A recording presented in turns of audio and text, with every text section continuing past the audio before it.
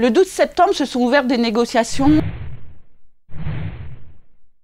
à la Direction générale des finances publiques pour la reconnaissance de l'engagement des agentes et des agents de la DGFiP, mais aussi sur l'évolution du régime indemnitaire qui n'a pas bougé depuis 2014. Hors de question pour nous d'y faire de la figuration. Si les organisations syndicales représentatives de la DGFiP sont autour de la table, c'est pour obtenir ce que nous doit la Direction générale depuis plus de 10 ans.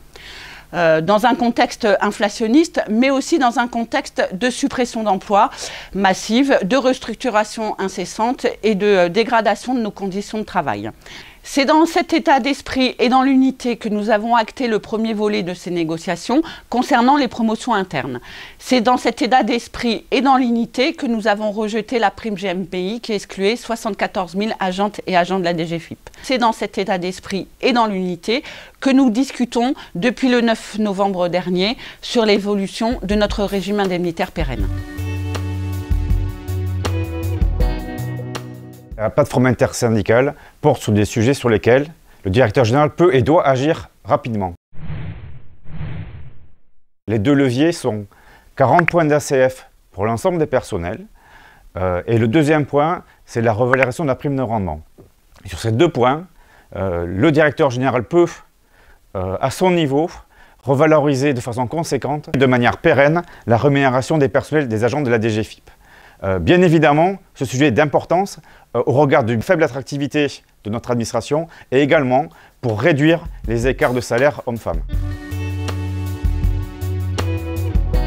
Alors effectivement, les premières propositions qui ont été mises sous la table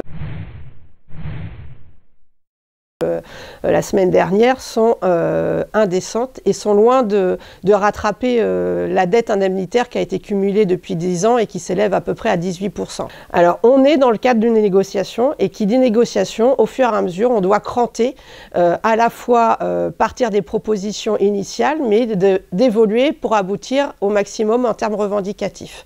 Pour ça, on agite la mobilisation, on la crante. Le premier niveau était la pétition qu'il faut continuer à signer de façon massive, mais on invite les personnels à se réunir le 21 et 22 novembre prochain, à se rassembler pour exprimer leur mécontentement et d'exprimer leur colère face à l'indécence des propositions aujourd'hui mises sur la table.